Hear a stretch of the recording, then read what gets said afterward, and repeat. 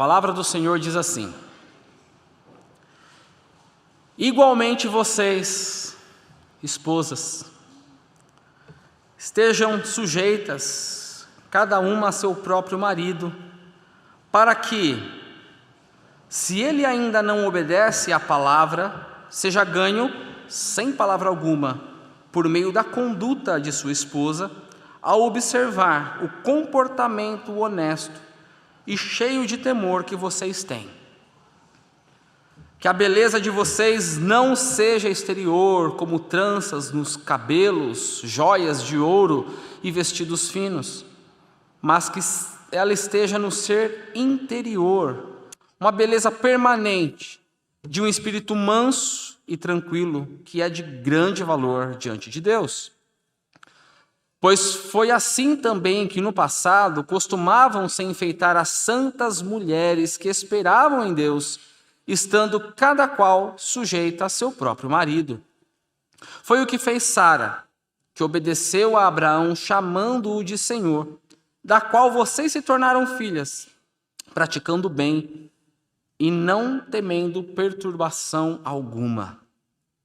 Maridos, vocês, igualmente, vivam a vida comum do lar com discernimento, dando honra à esposa por ser a parte mais frágil e por ser coerdeira da mesma graça da vida.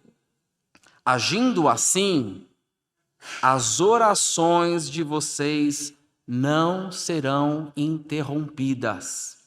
Amém?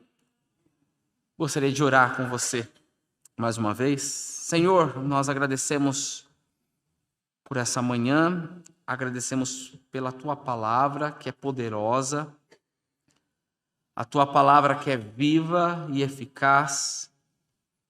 Nós agradecemos porque o Senhor, na eternidade, pensou em compartilhar esse ensinamento conosco, ó Deus. O Senhor sabe o quanto nós necessitamos da Sua palavra e quanto nós necessitamos nessa manhã dessa palavra que nós acabamos de ler. Palavra que foi inspirada pelo Teu Espírito Santo. Talvez num primeiro momento, para alguns aqui, a palavra parece não fazer sentido. Mas nós cremos na ação do Teu Espírito Santo. O Espírito Santo conhece o nosso coração e o Senhor sabe exatamente do que nós precisamos. Nos ajude, ó Deus, a aplicarmos essa palavra do Senhor nas nossas casas, nos nossos casamentos, em nome de Jesus. Amém. Meus irmãos, essa carta foi escrita pelo apóstolo Pedro, que passou de um grande cabeça dura para um grande líder entre os apóstolos. Pedro foi um grande destaque no início do livro de Atos. Os primeiros capítulos falam bastante a respeito desse apóstolo. Depois entra outro apóstolo em cena, que é o apóstolo Paulo. Mas se você tem certa familiaridade com o livro de Atos, por exemplo, quando o Espírito Santo desce sobre a igreja, Pedro é aquele que faz o primeiro sermão pós-descida do Espírito Santo e se converte 3.000 pessoas.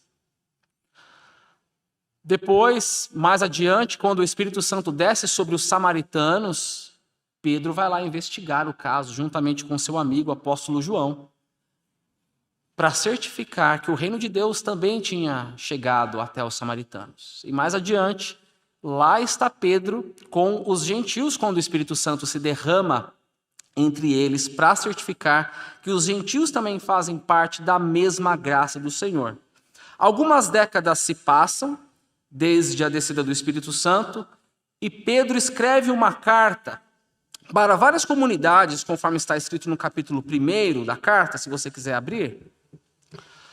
Várias comunidades no norte da atual Turquia, Galácia, Capadócia, Ásia, Bitínia.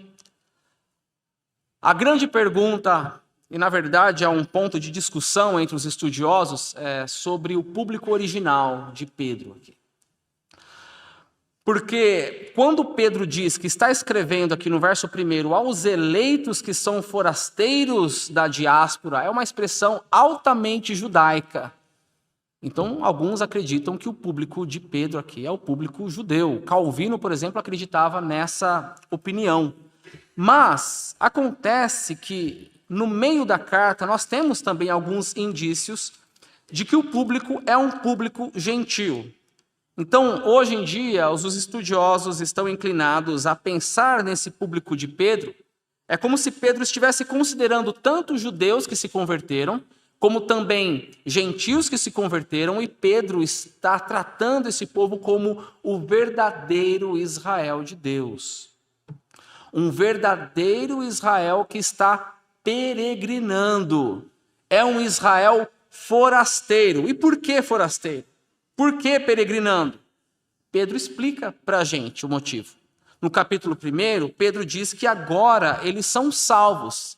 Eles foram alcançados por tão grande salvação. Eles foram regenerados para uma viva esperança. E ser salvo, ser alcançado pela graça, traz consigo algumas implicações. Ser alcançado pela regeneração traz a implicação de levar uma vida de santificação.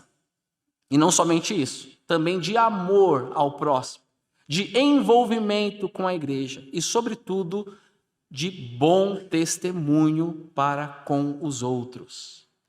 Ser salvo, ser regenerado no Senhor, traz consigo a implicação de ser exemplo diante dos descrentes, ser exemplo diante do Estado, diante das autoridades, diante dos chefes ou os patrões do seu serviço e, sobretudo, ser exemplo dentro de casa, no casamento. E aproveitando essa manhã, nós temos alguns jovens aqui na igreja, mas a maioria deles já estão se preparando para o acampamento, que começa hoje à noite, dos cabeças pensantes.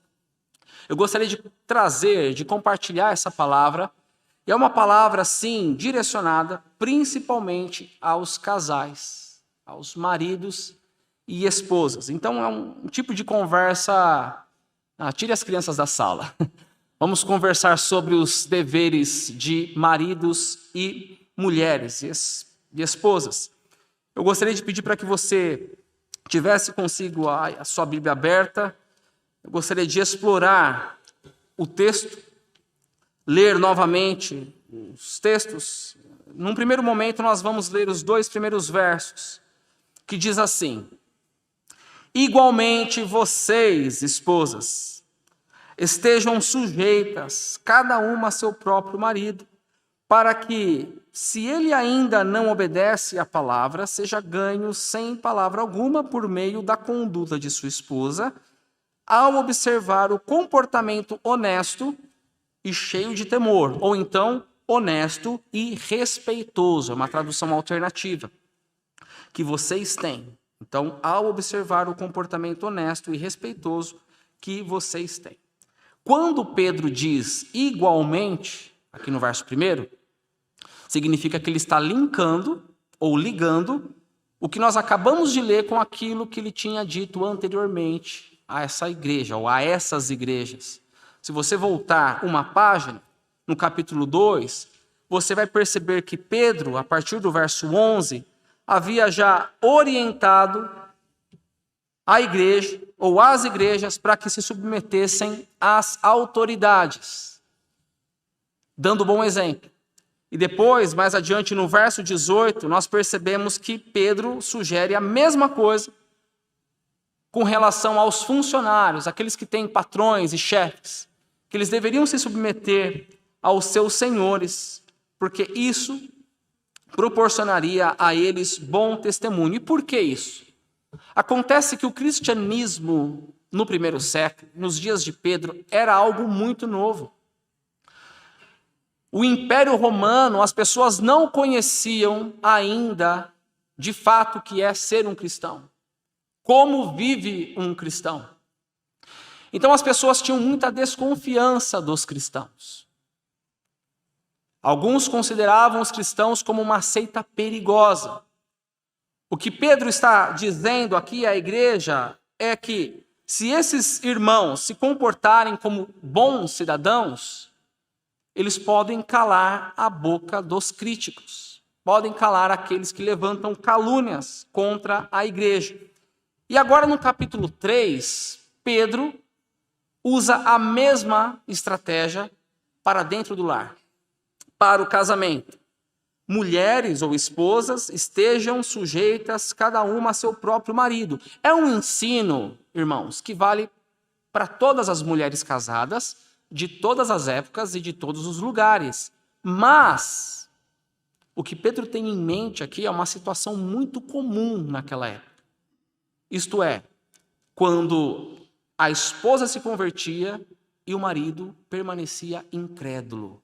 Esse é o contexto, quando Pedro diz para que as mulheres sejam submissas ou sujeitas aos seus maridos, ok? Porque, de acordo com Pedro, se essa esposa que se converteu, se ela for uma ótima esposa, ela pode trazer um impacto tremendo no coração do seu esposo. Através do testemunho, ela pode chamar a atenção dele. Até porque, no mundo antigo, se esperava que a esposa sempre seguisse a religião do marido. Só que nesse caso aqui de Pedro, a mulher se converteu.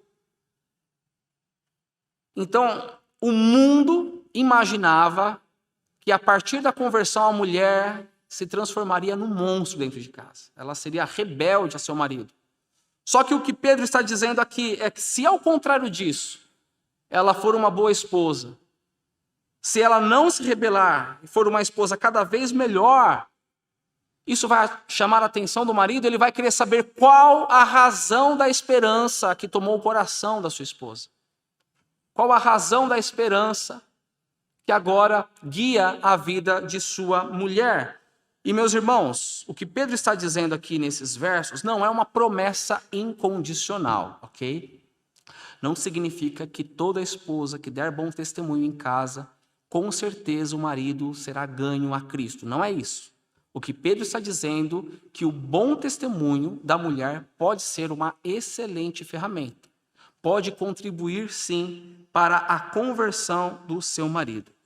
Agora, tem um detalhe aqui que eu gostaria também de destacar, quando Pedro diz, cada uma esteja sujeita, ou estejam sujeitas, cada uma a seu próprio marido. Essa palavrinha aqui, próprio, não está aqui à toa. Significa que Pedro está limitando aqui a sujeição. Não é uma sujeição universal. Todas as mulheres devem ser submissas a qualquer homem. Não é isso. A esposa deve ser submissa ao seu próprio marido. Ok? Mulheres, estejam submissas ao seu próprio marido, não ao pastor da sua igreja, não ao seu líder de grupo pequeno, ao seu próprio marido. Foi com o seu marido, quer seja convertido ou não, foi com ele que você assumiu um compromisso de fidelidade. É isso que Pedro diz aqui. E seja cada uma sujeita ao seu próprio marido. É lógico que quando a gente fala sobre sujeição, sempre vem a pergunta, né? Mas e se a mulher sofre maus tratos? E no caso da mulher que sofre violência doméstica? Gente, a resposta é muito simples. Chame a polícia. A polícia está aí para isso. Se tiver aqui algum caso de uma irmã nossa que esteja sofrendo maus tratos, apanhando dentro de casa, nós seremos os primeiros a ajudar você a conduzir esse caso de forma legal. Mas o ponto de Pedro aqui não é esse. O ponto de Pedro é o seguinte. Pedro entende que as mulheres que se converteram e os maridos permanecem rebeldes, às vezes dá vontade de pagar o mal com o mal. Dá vontade de seguir o fluxo desse mundo. Só que Pedro está encorajando essas mulheres, dizendo, olha, pelo bom testemunho você pode, é possível você ganhar o seu marido para Cristo. E Pedro continua, versos 3 e 4 diz assim, que a beleza de vocês não seja exterior, como tranças nos cabelos, joias de ouro e vestidos finos, mas que ela esteja no ser interior, uma beleza permanente, ou seja, porque as vestes, maquiagem acabam, mas que seja uma beleza permanente de um espírito manso e tranquilo, que é de grande valor diante de Deus. Eu gostaria de destacar aqui, meus irmãos, que a Bíblia não proíbe maquiagem, ok? Combinado? A Bíblia não proíbe o uso de joias. Até porque, se você levar em consideração o que a Bíblia toda diz sobre o que a mulher deve se vestir, você vai perceber, por exemplo, que em Provérbios 31, lembram da mulher virtuosa, que é exaltada? Como que ela se vestia? De linho fino, de púrpura e de finas joias, a mulher virtuosa. Gênesis capítulo 24, Abraão enviou joias para sua futura nora Rebeca, ok? A Bíblia não condena maquiagem, não condena trança também, ok? Não é esse o ponto aqui de Pedro. É lógico que sobre o vestimento da mulher, a Bíblia não se cala também. A Bíblia diz que a mulher deve se vestir como? Com modéstia. O problema é que em alguns lugares, em algumas igrejas, as pessoas entendem modéstia com o tamanho da saia ou o comprimento do cabelo. Mas o ponto de Pedro aqui, na verdade, não é legalismo. Isso pode, isso não pode. Pedro está chamando aqui a atenção das mulheres, perguntando para elas onde você tem depositado o seu coração, qual é o foco do seu coração no momento em que você escolhe a roupa para sair de casa ou para ir até a igreja. O que está no seu coração? O que você quer ganhar com isso? E Pedro está dizendo isso, meus irmãos, porque é comum naquela época e também nos nossos dias, as mulheres, e depois os homens também, a gente vai falar um pouquinho sobre os maridos, mas é comum as mulheres tentar imitar o padrão da época. São forasteiras, são peregrinas, e é tentador imitar a cultura a qual nós estamos inseridos. Então, aqui era tentador para a esposa chamar a atenção do marido por aquilo que ela vestia. Meu marido não se converteu, ele está indiferente para comigo, então eu vou chamar a atenção dele. Eu vou colocar uma roupa mais provocativa, um pouco mais sexy. E se eu não chamar a atenção do meu marido, pelo menos eu chamo a atenção de outros homens. Era tentador para a mulher que se converteu e agora tem um marido completamente grosso dentro de casa, indiferente, porque ele não entende o que é o cristianismo ainda. Era tentador para a mulher seguir o padrão lá de fora. E Pedro diz, não é por aí. Você não é desse mundo. As estratégias para você são estratégias diferentes. Você vai conquistar ou chamar a atenção do seu marido por um comportamento manso e humilde. E não por aquilo que você veste. E não pela sua maquiagem. Ok? E Pedro traz aqui o exemplo de mulheres do passado, nos versos 5 e 6. Ele diz assim: pois foi assim também que no passado costumavam se enfeitar as santas mulheres que esperavam em Deus, estando cada qual sujeita a seu próprio marido. Foi o que fez Sara, que obedeceu a Abraão, chamando-o de Senhor, da qual vocês se tornaram filhas, praticando o bem e não temendo perturbação alguma. É muito interessante o que Pedro diz aqui. Porque Paulo já havia nos ensinado na carta aos Gálatas que nós somos filhos de Abraão. Nós que cremos no Messias, em Cristo, nós somos filhos, herdeiros de Abraão, pela fé. Pedro está dizendo que as mulheres que seguem o exemplo e a submissão que Sara teve para com seu marido, essas são também filhas de Sara, não somente filhas de Abraão. E, meus irmãos, irmãs, Se você quer um exemplo de submissão e de respeito ao marido, olhe para a vida de Sara. Porque imagine, essa mulher está em casa, de repente chega o marido, atordoado, dizendo para sua esposa: olha, o Deus invisível apareceu a mim e nós vamos levantar acampamento. Nós vamos para outro lugar. Mas para onde nós vamos, Abraão? Ou naquele momento, Abraão? Eu não sei. Não sei. Nós vamos obedecer à voz desse Deus que apareceu para mim. Isso requer fé. Requer respeito ao seu marido. Requer submissão. E o respeito dessa mulher pelo seu marido era tanto que diz Pedro que ela chamava Abraão de seu senhor. Existe uma ocasião em Gênesis 18 em que Sara se refere a Abraão como seu senhor. Significa que naqueles dias, irmãos ou irmãs, aqui um detalhe importante, naqueles dias, quando as esposas chamavam seus maridos de senhores, elas demonstravam respeito pelo marido, ok? Naqueles dias, não hoje. Não precisa chegar hoje em casa chamando o seu marido de senhor, né? Que ele vai se achar, não vai ser legal.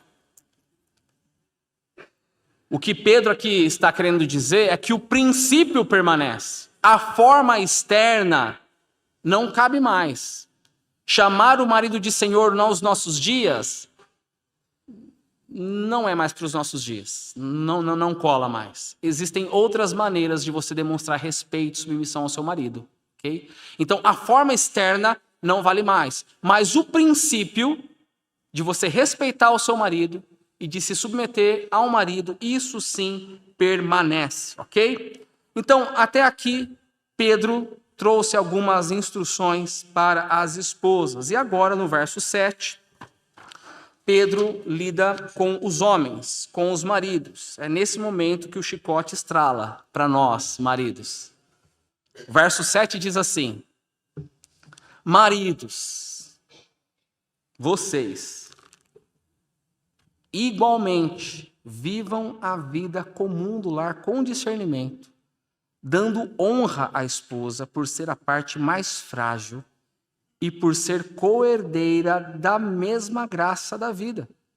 Agindo assim, as orações de vocês não serão interrompidas. Que texto, hein? Que texto. E às vezes nós, maridos, batemos cabeça, achamos que Deus não está respondendo às nossas orações, agora você sabe o porquê. As nossas orações são interrompidas quando nós não damos à nossa esposa a devida honra. Pedro também diz aos maridos igualmente, ou seja, vocês também, maridos, homens, saibam que vocês são forasteiros. Vocês não são desse mundo. Vocês não podem se comportar dentro de casa como os homens do mundo se comportam dentro de casa. No cristianismo é diferente. É diferente. Diferente no quê? Pedro já manda uma no peito. Quando ele diz assim, preste atenção, vivam a vida comum do lar. Talvez você não tenha ideia do quanto isso foi provocativo naquela época. Homens, vivam a vida comum do lar. Para aquela época, eu fico imaginando os homens lá lendo essa carta. Não, viver a vida comum do lar, isso é coisa para minha esposa. É ela que cuida dos filhos, é ela que coloca comida na mesa. Homem é o bicho solto, selvagem. Pedro diz, não. Você, homem, participe em casa. Saiba da sua esposa o que ela precisa. Onde os seus filhos precisam de você. A casa também é sua. É responsabilidade sua. É tarefa também do homem. E aqui, meus irmãos, uma palavra primeiramente para mim. Foi difícil preparar esse sermão durante a semana. Mas para todos nós, maridos, e também para aqueles que vão se casar um dia. Ok? Jovens, solteiros, preste atenção. Nossas esposas precisam de nós em casa. Não apenas do dinheiro que nós colocamos ali todo quinto dia útil do mês. Precisam de nós. A minha esposa precisa de mim dentro de casa.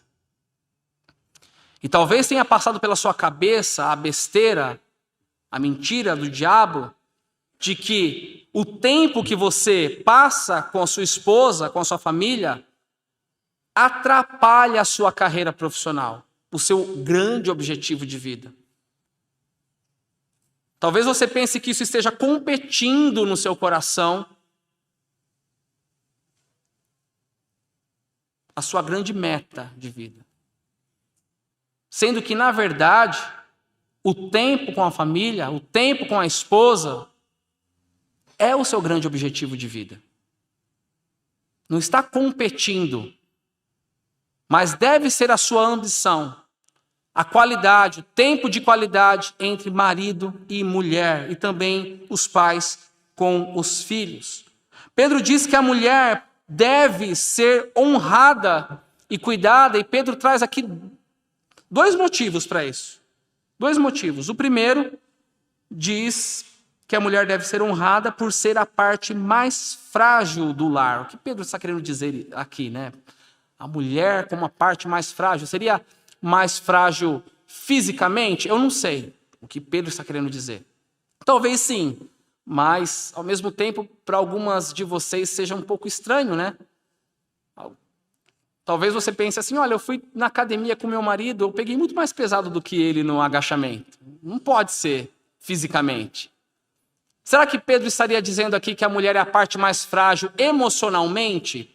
Não sei também, pode ser. Mas também talvez isso não faça sentido para você, mulher. Talvez você diga, mas meu marido chora por causa de futebol. Precisa ver o estado dele na quarta-feira, quando São Paulo eliminou o Palmeiras. Desculpa, viu, palmeirenses? Não podia perder a oportunidade.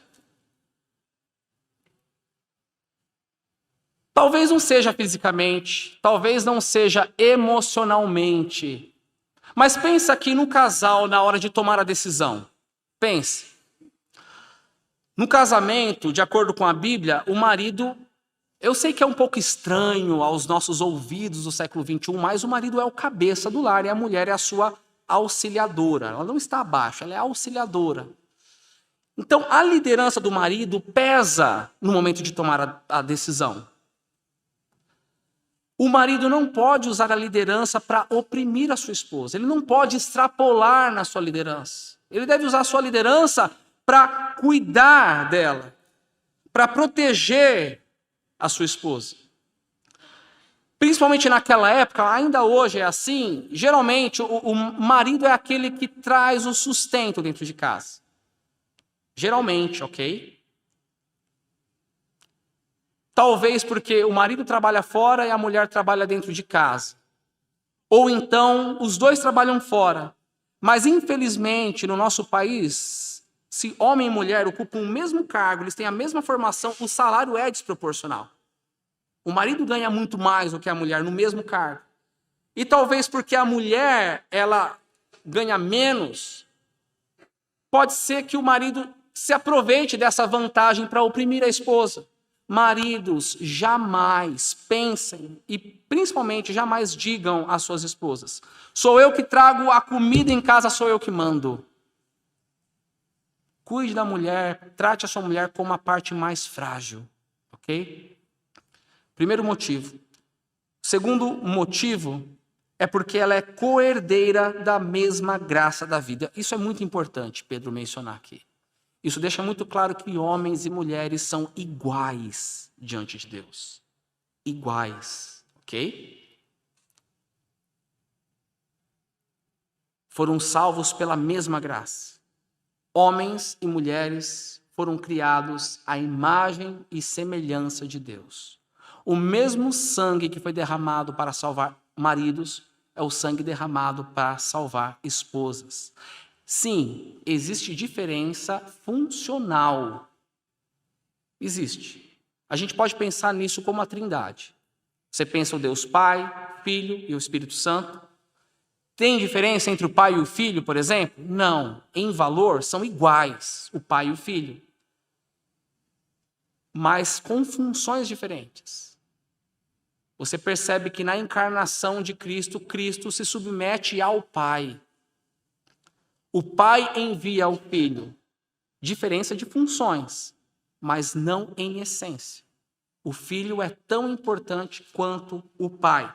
Então, maridos, Pedro diz aqui, olhem, cuidado, a maneira como vocês tratam suas esposas. Vocês não são desse mundo, vocês não devem se comportar como os homens desse mundo. Masculinidade não se define por grosseria, não se define por omissão e nem mesmo por falta de romantismo. Vocês devem olhar para Cristo. Cristo é o exemplo de homem.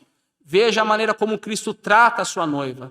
Olhe para a maneira como Cristo trata a sua igreja. Até porque é Cristo que olha pelas esposas. Se nós não tratamos as nossas esposas com honra, as nossas orações são interrompidas. Não tem conversa. Aí você dobra o seu joelho, você ora, é como se Deus estivesse dizendo, meu amigo, resolva o problema com a sua esposa, depois você volta aqui. Eu tenho certeza que nós não queremos ter as nossas orações interrompidas. Então, Pedro aqui puxa a nossa orelha, ok? Bom, eu gostaria de concluir a nossa reflexão compartilhando algumas considerações breves. 2 considerações. No primeiro momento, eu gostaria de compartilhar uma palavra para você, solteiro, solteira, divorciado, divorciada, viúvo, viúva, que veio aqui nessa manhã pensando, poxa vida, vim à igreja esperando receber uma palavra que viesse de encontro ao meu coração e parece que essa palavra não tem nada a ver comigo. E ela tem sim, a palavra também fala com você. Você que hoje está só, a palavra também vem de encontro ao seu coração. Também tem puxão de orelha para você disponível. Solteiros, divorciados, viúvos, vocês também são forasteiros. Não são desse mundo. Vocês também devem se comportar como alguém que não é daqui. Você precisa ajudar os seus irmãos, irmãs, casados, casadas, que estão passando por dificuldades e problemas no casamento. Você precisa caminhar com eles. São irmãos que precisam do teu apoio, da sua ajuda. Quando nós olhamos para os solteiros desse mundo, nós sabemos que eles são mestres em incentivar fim de relacionamento. Não são? Aí quando a mulher está passando um problema no casamento, as amigas se juntam, levam para um bar e começam a falar mal do marido. Ah, ele não presta, larga dele. Os homens a mesma coisa. Eles descolam lá um futebol, um churrasco e falam, você está preso, você precisa se livrar daquela imperador, daquela imperatriz. Mas vocês são diferentes. Vocês solteiros, crentes no Senhor, vocês são diferentes. Ore pelos seus irmãos em Cristo, pelas suas irmãs em Cristo, que não estão bem no casamento. Não julgue, não atrapalhe, mas você pode ser um instrumento, você pode ser uma bênção para que Cristo venha naquele lar com restauração. Amém? Seja bênção, meu irmão, minha irmã, solteiro ou solteira. A segunda consideração que eu gostaria de fazer com relação a esse texto tem a ver com o tema do sermão. A vida piedosa ou bom testemunho começa em casa. Sabe quando aparece um adolescente revolucionário, quer mudar o mundo? Aí aparece um adulto, um tiozão, né? Geralmente é um tiozão, chega para ele assim e diz, seu moleque, você não arruma nem a sua cama direito, não sabe nem arrumar o seu quarto e quer transformar o mundo. Já ouviu esse tipo de coisa? Essa provocação cabe para a gente também. Em que sentido? Você quer ser bênção em casa? Ou melhor, você quer ser bênção no mundo? Sal e luz? Isso começa em casa.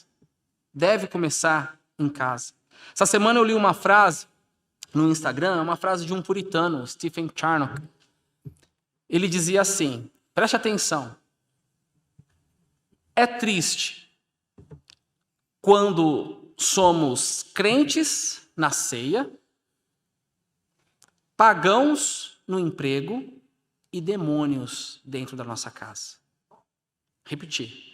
É triste quando nós somos crentes na ceia, pagãos no emprego, no serviço e demônios dentro de casa. Se tem uma coisa que escandaliza, meus irmãos, os de dentro e de fora, é quando há incompatibilidade entre a vida que se vive dentro de casa e a vida na igreja.